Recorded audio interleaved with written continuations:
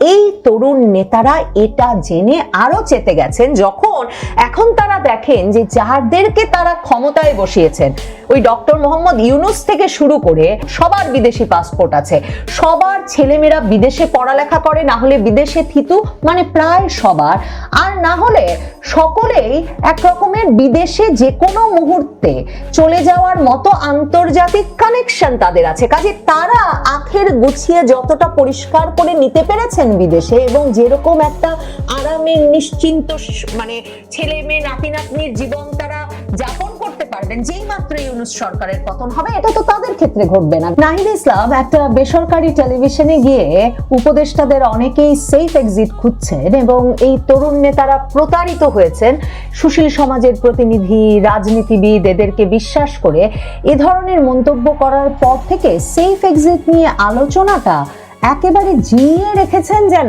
উপদেষ্টারা নিজেরাই।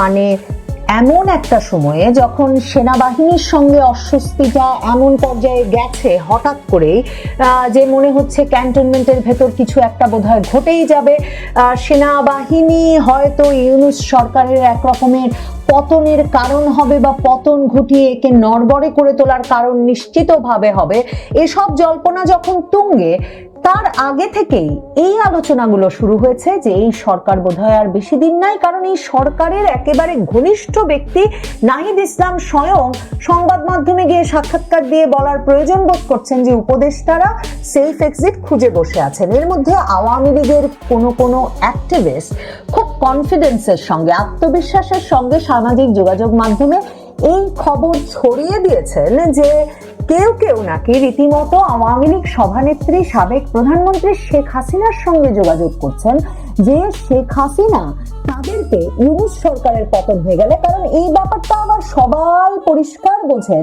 যে ইউনূস সরকারের যদি পতন হয়, সেই পতনের সাথে সাথেই বাংলাদেশের রাজনীতিতে আওয়ামী লীগের রাজনীতির পুরো প্রবেশ ঘটবে, মানে পুরো দমে।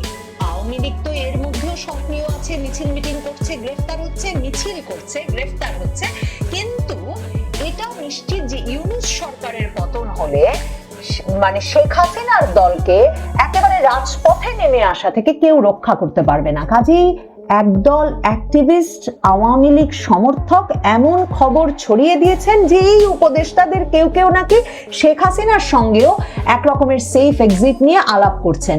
এখন দেখেন নাহিদ ইসলাম যখন বলেছেন, নাহিদ ইসলাম বলেছেন রাজনৈতিক দলগুলোর সঙ্গে আলাপ করে রেখেছেন। এখন দেখুন আমরা কি দেখি, আমরা দেখি সাদা চোখেই যে তিনটি অত্যন্ত প্রভাবশালী রাজনৈতিক পক্ষ এখন আছে, বিএনপি, জামায়াতে ইসলামী এবং এনসিপি, এবং জাতীয় নাগরিক পার্টি এনসিপি, এই আমরা শুনি যে তারা বোধহয় বিএনপির সঙ্গে জোট করে নির্বাচনে যাবে, একটা আসন ভাগাভাগির আলাপ হচ্ছে, আবার শুনি এই বোধহয় জামায়াতে ইসলামীর সঙ্গে তারা আলাপ করছে, একটা আসন ভাগাভাগির কথা হচ্ছে। কাজে যে কোনো ভাবেই যে সংসদে এবং ক্ষমতায় এবং সরকারে এখন যে ছকে চলছে ইউনূস সরকার, সে ছক অনুযায়ী যদি চলে তাহলে যে এনসিপিরও একটা ভাগ থাকবে সংসদে এবং সরকারে, এবং তা নিশ্চিত না করা গেলে যে নির্বাচন পরবর্তী সরকার রাজনৈতিক দলগুলোর হাতে ক্ষমতা সেগুলো ঘটবে না, এটা কিন্তু মোটামুটি আঁচ করা যায়।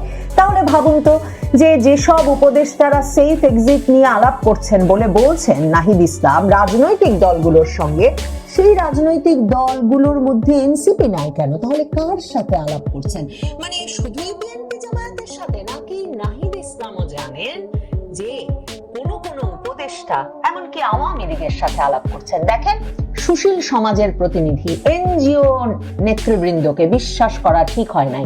নাহিদ ইসলাম এমন কথা বলে ফেলার পর যেই সব ব্যক্তিদের নাম সবার চোখে ভেসে উঠেছে, রিজওয়ানা হাসান, আসিফ নজরুল, যে এরা কেন সরকারে, মানে ডক্টর ইউনূস সহ তার উপদেষ্টা পরিষদ ভরাই আছেন এনজিও নেতৃবৃন্দ, ফরিদা আক্তার আছেন, শারমিন মুর্শিদ আছেন, তার গ্রামীণ ব্যাংকের সহকর্মীরা আছেন, কিন্তু রিজওয়ানা হাসানের কথা, আসিফ নজরুলের কথা এই সুশীল সমাজের প্রতিনিধি এনজিও নেতা হিসেবে এদের বিশ্বাস করা ঠিক হয় না। এই কথা বলা মাত্র সম্ভবত সংবাদ মাধ্যমের চোখে ভেসে উঠেছে। তারা রিজওয়ানা হাসানের কাছে গেছেন এবং সংবাদ মাধ্যম জিজ্ঞেস করেছেন যে আপনি কি সেফ এক্সিট খুঁজছেন? এখন রিজওয়ানা হাসান সেফ এক্সিট খোঁজার কোনো কারণ নাই, তিনি সেই কথাই বলেছেন। রিজওয়ানা হাসানের সেফ এক্সিট খোঁজার কারণ নাই, কারণ তার বাবা স্বাধীনতার আগের মুসলিম লীগ নেতা, 70-এর নির্বাচনেও তিনি আওয়ামী লীগের বিপক্ষে নির্বাচন করেছেন, হেরেছিলেন সেবার। এরপর 75-এ বঙ্গবন্ধু হত্যার পর তিনি আবার রাজনীতিতে ফিরে আসেন, জিয়ার আমলে এসে জিয়ার আমলে মন্ত্রী হয়েছেন। রিজওয়ানা হাসানের স্বামী এই দফায় নির্বাচন হলে কুমিল্লার 2 আসন থেকে বিএনপির মার্কা নিয়ে, ধানের শীষ নিয়ে নির্বাচন করার জোর প্রস্তুতি নিচ্ছেন। কারণ এই যে রাজনীতি নিরপেক্ষ হিসেবে এতদিন যে সুশীল সমাজের প্রতিনিধি রিজওয়ানা হাসানকে চেনা গেছে, একদিকে তার বাবা যেমন বিএনপির মন্ত্রী ছিলেন, মুসলিম লীগের নেতা ছিলেন, ঠিক তেমনি তার স্বামীর বাবা স্থানীয়ভাবে সেই খুলনা মেঘনা এলাকায় বিএনপির রাজনীতির সঙ্গে একেবারে ওতপ্রোত জড়িত। তো কাজেই রিজওয়ানা হাসান জানেন তিনি জামায়াতে ইসলামী, বিএনপি সব তরফে নিরাপদ আছেন। তারপরে আপনাদেরকে তো আমি পরিষ্কারভাবে দলিলপত্র তুলে ধরে বলেছি যে অন্যদিকে তার স্বামী আবার এত ঘনিষ্ঠ বন্ধু আওয়ামী লীগের সাবেক মন্ত্রী নসরুল হামিদ বিপুর, যে নসরুল হামিদ বিপুর সম্পদের অনেক অংশ এখন তিনি আর তার ছেলে, মানে রিজওয়ানা হাসানের স্বামী আর তার ছেলে মিলে দেখে শুনে রাখছেন, মানে তাদের নামে অনেক কিছু এর মধ্যে হস্তান্তর করে ফেলা হয়েছে। কাজেই রিজওয়ানা হাসান জানেন জামাত, বিএনপি, আওয়ামী লীগ আসুক না যে ইচ্ছা, তার সুরক্ষা কেউ ঠেকাতে পারবে না। এরপরে দেখেন তার ছেলেমেয়েরা সকলেই বিদেশে পড়ালেখা করে, কাজেই সেদিক থেকেও রিজওয়ানা হাসান নিরাপদ। এবং এই রাগারাগি, এই মন কষাকষিটাই আসলে নাহিদ ইসলাম, আসিফ মাহমুদদেরকে একেবারে এখন রুষ্ট করে ফেলছে। মানে তারা অনেকে টাকা পাচার করেছেন বিপুল পরিমাণ, সেসব অভিযোগ, সেসব প্রমাণাদি ছাত্র নেতা থেকে ছাত্র সমন্বয়ক সকলে যে করেছেন সেসব সামাজিক যোগাযোগ মাধ্যমে বিপুল পরিমাণে খবর হয়েছে বটে, কিন্তু তার মানে কি তারা এই বাংলাদেশের সবুজ পাসপোর্ট নিয়ে সত্যি একটা বিদেশের নিরাপদ আশ্রয়ে চলে যেতে পারবেন? মানে তাদের অবস্থা তো রিজওয়ানা হাসান কিংবা উপদেষ্টা, প্রধান উপদেষ্টা ডক্টর মোহাম্মদ ইউনূস কিংবা তার দীর্ঘদিনের সহযোগী লামিয়া মোর্শেদ কি আদিলুর রহমান শুভ্র এদের মতো নয়, মানে শারমিন মুর্শিদের মতো নয়। তাদের পারিবারিক ব্যাকগ্রাউন্ড বলুন, তাদের পারিবারিক ঐতিহ্য বলুন, এই কোনো কিছুই তাদেরকে সমর্থন করছে না যে তারাও নিশ্চিন্ত হয়ে বলবেন যে সেফ এক্সিট নিয়ে ভাবছি না, কিন্তু পকেটে আন্তর্জাতিক পুরস্কার থাকবে, বিদেশে ছেলেমেয়েরা পড়বে, দেশে বিভিন্ন দলের মনোনয়ন পাওয়ার বিষয়টা নিশ্চিত থাকবে, এবং সবচেয়ে বড় কথা বিদেশি পাসপোর্ট থাকবে। বিষয়টা তো এমন নয়। এই জন্য আসিফ মাহমুদ সজীব ভুইয়া দেখেন যখন সেফ এক্সিটের আলোচনাটা প্রায় থিতিয়ে পড়ার কথা, সে সময় আসিফ মাহমুদ সজীব ভুইয়া 8 তারিখে মানে বুধবার দিন, যখন এই যে সেনাবাহিনীর ভেতরে কি ঘটছে, সেনাবাহিনীর ভেতরে একটা কিছু ঘটে যায় কিনা, সেনাবাহিনী সেনা দফতর থেকে বেরিয়ে আসে কিনা, এরকম নানা জল্পনার মধ্যে আসিফ মাহমুদ সজীব ভুইয়া সম্ভবত রিজওয়ানা হাসানের কথার প্রতিক্রিয়াতেই, কারণ রিজওয়ানা হাসান বলেছেন যে নাহিদ ইসলামকেই বলতে হবে কোন কোন উপদেষ্টার কথা তিনি বলছেন, এই নাম না বললে তিনি কোনো প্রতিক্রিয়া দেখাতে পারবেন না, তিনি আপাতত কোনো সেফ এক্সিট খুঁজছেন না, তিনি দেশেই থাকবেন। সেই কথার প্রতিক্রিয়ায় আসিফ মাহমুদ এখন বলছেন যাদের একাধিক পাসপোর্ট, নাগরিকত্ব নেওয়া, তারাই আবার অন্যদের সেফ এক্সিটের তালিকা করে। যারা 5ই আগস্ট পালিয়েছিল তাদের সিম্প্যাথাইজাররা কষ্টে মরে যাচ্ছে, বারবার ফ্যাসিস্টদেরই পালাতে হবে, আমাদের জন্ম এদেশে, মৃত্যু এদেশের মাটিতেই হবে ইনশাল্লাহ, ফ্যাসিস্ট খুনিদের সাথে লড়তে লড়তে আমাদের ভাইদের মতো শহীদি মৃত্যু কামনা করি। তার মানে আসিফ মাহমুদ সজীব ভুইয়া বুঝে গেছেন, কারণ অনেকে স্পষ্ট করে এই দুর্দিনেও টক শোতে তো বলছেনই, সামাজিক যোগাযোগ মাধ্যম সয়লাভ, যে নাহিদ ইসলাম বলছেন উপদেষ্টারা আখের গুছিয়ে বিদেশে পাঠিয়ে সেফ এক্সিট খুঁজছেন, সবার আগে সেফ এক্সিট নিতে হবে তো এই আসিফ মাহমুদ সজীব ভুইয়ার। এখন আসিফ মাহমুদ সজীব ভুইয়া বলছেন যাদের দুটো করে পাসপোর্ট তারা এখন তালিকা চায় আমার কাছে, আমরা শহীদি মৃত্যুর জন্য প্রস্তুত। তার মানে ওই যে সার্জিস আলম যেটা বলেছেন যে সেফ এক্সিট বলে কিছু নাই, সেফ এক্সিট বলে কিছু হবে না, মৃত্যুই একমাত্র পথ। এই তরুণ নেতারা এটা জেনে আরো চেতে গেছেন যখন এখন তারা দেখেন যে যাদেরকে তারা ক্ষমতায় বসিয়েছেন, ওই ডক্টর মোহাম্মদ ইউনূস থেকে শুরু করে সবার বিদেশি পাসপোর্ট আছে, সবার ছেলেমেয়েরা বিদেশে পড়ালেখা করে, না হলে বিদেশে থিতু, মানে প্রায় সবার। আর না হলে সকলেই এক রকমের বিদেশে যে কোনো মুহূর্তে চলে যাওয়ার মতো আন্তর্জাতিক কানেকশন তাদের আছে। কাজে তারা আখের গুছিয়ে যতটা পরিষ্কার করে নিতে পেরেছেন বিদেশে, এবং যেরকম একটা আরামের নিশ্চিন্ত মানে ছেলে মেয়ে নাতি নাতনির জীবন তারা যাপন করতে পারবেন যেই মাত্র ইউনূস সরকারের পতন হবে, এটা তো তাদের ক্ষেত্রে ঘটবে না। দেখেন, ইউনূস যতজন বিশেষ সহকারী নিয়ে এসেছেন, একেবারে বিনিয়োগ উন্নয়ন কর্তৃপক্ষের তরুণ প্রধান আশিক চৌধুরী থেকে তার বিশেষ সহকারী হিসেবে লুৎফে সিদ্দিকী থেকে জাতীয় নিরাপত্তা উপদেষ্টা খলিলুর রহমান সহ যাদের যেখানে ফায়েজ আহমেদ তৈয়ব যাদের যেখানে এনেছেন সবার বিদেশি পাসপোর্ট। তাহলে মরবে কারা? কাদের শহীদ মৃত্যুর জন্য অপেক্ষা করতে হবে? হাসনাত মাসের পর মাস ধরে যে কথা বলছেন তাদের, এই ছাত্র তরুণ নেতাদের যত টাকাই তারা যেখানে পাচার করে থাকুন না কেন, একমাত্র আমি আগেও আপনাদের বলেছি ইউনূস একটা ব্যবস্থা করেছেন। ডক্টর ইউনূস পাকিস্তানের সাথে গভীর বন্ধুত্বের মাধ্যমে পাকিস্তানে ভিসাবিহীন যাওয়ার ব্যবস্থা করেছেন সরকারি পাসপোর্টগুলোর জন্য। তো তাহলে একমাত্র দুয়ার যদি সেদিনও পাকিস্তান খোলে, এই ডক্টর ইউনূস সরকারের পতনের পর তার উপদেষ্টাদের মধ্যে যারা গিয়ে সেখানে বাকি জীবন নিভৃতে নীরবে নিরাপদে কাটাতে চায় তাদের জন্য, তাহলে এদের একমাত্র সেফ এক্সিটের ব্যবস্থা হতে পারে পাকিস্তান। এবং ডক্টর ইউনূসও সেই পাকিস্তানের ব্যাপারটা কিন্তু গভীরভাবে বিবেচনা করছেন। দেখেন, ডক্টর ইউনূসের সবচেয়ে বড় যিনি মানে মুখপাত্র, যিনি ডক্টর ইউনূসের সরকারের বিষয়ে সবচেয়ে সোচ্চার কণ্ঠ, শফিকুল আলম। এই শফিকুল আলম কোথায় যাবে? মনে করে দেখেন, এই শফিকুল আলম এই সরকারে যোগ দেওয়ার পরপরই বলেছিলেন যে শাহিনবাগ এলাকায় যেখানে তিনি থাকতেন তার নিজের ফ্ল্যাটে, সেই এলাকায় তিনি বেরিয়েছেন আর তরুণেরা তাকে জনশত্রু বলে উল্লেখ করেছেন, এবং তিনি সেটা শুনতে পেয়েছেন হেঁটে যাওয়ার সময় এবং বুঝেছেন সরকারি বাসায় যাওয়া ছাড়া তার উপায় নাই। এটা 2025-এর শুরুর দিকের ফেসবুক স্ট্যাটাস শফিকুল আলমের। এই শফিকুল আলম কি সত্যি সরকারি বাসা ছেড়ে আবার শাহিনবাগে যেতে পারবেন? বা তার সৎ সরকারি কর্মচারী বাবা, চতুর্থ শ্রেণীর কর্মচারী বাবা দনিয়ায়, ঢাকার রাজধানীর বুকে যে 5 তলা বাড়ি বানিয়ে ফেলেছেন, তিনি লিখেছেন তার ফেসবুক স্ট্যাটাসে, সেই দনিয়া এলাকায় গিয়ে কি থাকতে পারবেন? আর শফিকুল আলম কখনো? শফিকুল আলমকে আসলে চাকরি দেবেন কে তাকে ধারণ করবেন? এই এত বড় পদ, মানে বাংলাদেশের ইতিহাস সবচেয়ে আলোচিত প্রেস সচিব, তিনি কিভাবে এলাকায় ফিরে যাবেন? দেখেন, আসিফ নজরুলকে কেউ জায়গা দেবে না। আসিফ নজরুলের না আছেন মন্ত্রী পিতা, না আছে প্রভাব প্রতিপত্তিশালী কোনো পরিবার।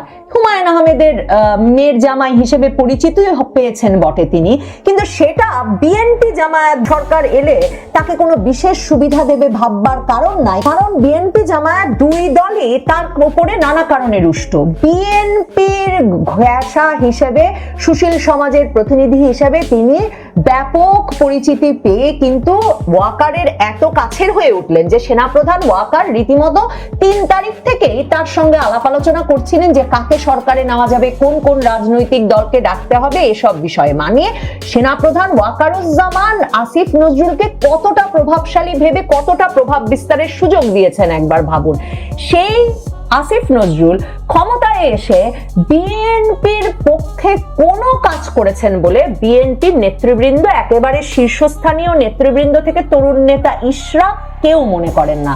এবং ফেসবুকে আসিফ মাহমুদ সজীব ভুইয়া, মানে তরুণ আসিফ, তিনি যখন লিখছেন যে শহীদি মর্যাদা পাবো, তখন রীতিমতো নিচে এসে লোকে লিখছেন যে আপনার জন্য ইশরাক তামিমেরা অপেক্ষা করছে, কারণ ধরেন ইশরাককে একদিকে যেমন ঢাকা সিটি কর্পোরেশনের দক্ষিণের দায়িত্ব নিতে দেন নাই এই আসিফ নজরুল আর এই আসিফ মাহমুদ সজীব ভুইয়ারা মিলে, ঠিক তেমনি বিসিবি নির্বাচনটাও তো এরা করতে পারেন নাই। কাজে বিএনপি এদেরকে দেখে ছাড়বে আসিফ নজরুল এই কথা জানেন। এখন আসিফ নজরুলের একমাত্র বাঁচোয়া হচ্ছে তার স্ত্রী আমেরিকায় জন্মগ্রহণ করেছিলেন, হুমায়ুন আহমেদ তখন আমেরিকায় থাকতেন, কাজেই শিলা আহমেদের আমেরিকার নাগরিকত্ব আছে। এখন আসিফ নজরুল কি সেই নাগরিকত্বের উপর ভর করে এর মধ্যে গ্রিন কার্ড করেছেন? তিনি কি দীর্ঘ সময় আমেরিকায় থেকে গ্রিন কার্ডটার প্রসেসিং চালু রাখতে পেরেছেন? এই প্রশ্নগুলো তো আসবেই, কারণ ধরেন দুজনের মিলে দুই পক্ষ থেকে প্রায় 4-5 জন সন্তান আছে শিলা আহমেদ এবং আসিফ নজরুলের। এই সন্তানেরা, শিলা আহমেদের যেই সন্তানেরা, তারা নিশ্চয়ই আমেরিকা যেতে পারবেন, কিন্তু আসিফ নজরুলের জিম্মায়, আসিফ নজরুলের আগের পক্ষেরও যে সন্তানেরা আছেন তারাও কি যেতে পারবেন তার সঙ্গে আমেরিকায়? ইলিয়াস হোসেন সাংবাদিক, আমেরিকা প্রবাসী, তিনি অবশ্য বলে রেখেছেন আসিফ নজরুল হাজার কোটি টাকা পাচার করেছেন এরই মধ্যে আমেরিকায়, এবং বেশ কয়েকটি বাড়িঘর কিনে রেখেছেন এরই মধ্যে। কাজেই আসিফ মাহমুদ, সজীব ভুইয়া, নাহিদ ইসলামরা বোঝেন শুধু যে তাদের পিতার কোনো প্রতিপত্তি ছিল না তাই নয়, তাদের কোনো শ্বশুরের এমন প্রতিপত্তি ছিল না যেই প্রতিপত্তিতে তারা আমেরিকায় গিয়ে বাস করার স্বপ্ন দেখতে পারেন। তাহলে দ্বন্দ্ব, সংঘাত তা তো ঘটবেই। আরেকজন আছেন, তার নাম মোস্তফা সরোয়ার ফারুকী। না জামায়াতে ইসলামী জানেন কার সূত্রে তিনি এই সরকারে ঢুকেছেন, না জানে বিএনপি। অনেকেই মনে করেন আসিফ নজরুল এই মোস্তফা সরোয়ার ফারুকীকে সরকারে ঢুকিয়েছেন এই লোভে যে এই কৃতজ্ঞতায় মোস্তফা সরোয়ার ফারুকী একদিন আসিফ নজরুলের গল্প বা উপন্যাসে একটা চলচ্চিত্র নির্মাণ করে আসিফ নজরুলকেও তার শ্বশুর হুমায়ুন আহমেদের মতো চিরস্মরণীয় আর জনপ্রিয় করে তুলবেন। এই মোস্তফা সরোয়ার ফারুকীর বিষয়টা নিয়ে কেউ ভাবছেন না। আর নাখালপাড়ার ছেলে, কৃতি সন্তান মোস্তফা সরোয়ার ফারুকীর কথা ডক্টর ইউনূস বা এই উপদেষ্টা পরিষদের কারো মনে থাকবে যখন তাদের সেফ এক্সিট নেওয়ার সময় হবে, সেটা ভাববার কোনো উপায় নাই। দেখেন, সরোয়ার ফারুকী ব্যাপক কাজ করছেন। তিনি রবীন্দ্রসঙ্গীতকে সরিয়ে দিয়ে কাওয়ালি উৎসবের আয়োজন করছেন। তিনি নববর্ষের শোভাযাত্রার পরিবর্তে ঈদ শোভাযাত্রার আয়োজন করছেন, কিন্তু তিনি কারো মন রক্ষা করতে পারছেন না। তার দশা হয়েছে যে তিনি বুঝতেই পারছেন না যে এটা রবীন্দ্রসঙ্গীতের সঙ্গে কাওয়ালির বিতর্কের বিষয় না। এই বিতর্কটি হচ্ছে যে গান, বাজনা, নাচ, নৃত্য, অভিনয় বাংলাদেশের সমাজে কতটুকু করা যাবে বা কতটুকু করা যাবে না। এই কারণে যেমন ঢাকার ঈদ উৎসবে নাসিরউদ্দিন হোজ্জা হাতি ঘোড়া নামিয়ে দিয়েও তিনি শিরক করার দায়ে অভিযুক্ত হলেন, এবং আসিফ মাহমুদ, সজীব ভুইয়াকেও বিপদে ফেললেন যে এত বড় বড় মূর্তি তৈরি করে কেন ঈদের মিছিল করতে হবে। ঠিক তেমনি এই সম্প্রতি তিনি অনেক খুঁজে পেতে বের করলেন যে রবীন্দ্র জয়ন্তী, নজরুল জয়ন্তীর চেয়ে আলাউদ্দিন খাঁকে স্মরণ করে একটা বড় ইভেন্ট নামিয়ে দিলে নিশ্চয়ই একটা দারুণ চমক সৃষ্টি হবে। এই কাজ করতে তিনি গিয়ে উপস্থিত হলেন লালবাগ কেল্লায়, এবং বিরাট অর্থ খরচ করে পুরো কেল্লাকে একেবারে দারুণ ভাবে সাজিয়ে সকলের চোখ ধাঁধিয়ে দেওয়ার ব্যবস্থা যখন পাকা, তখন পাশের লালবাগ মাদ্রাসার তরুণেরা বেরিয়ে এলেন এবং তারা বললেন তাদের মাদ্রাসার বাইরে এই লালবাগ কেল্লার ভেতরে নাচ গান হতে দেবেন না তারা।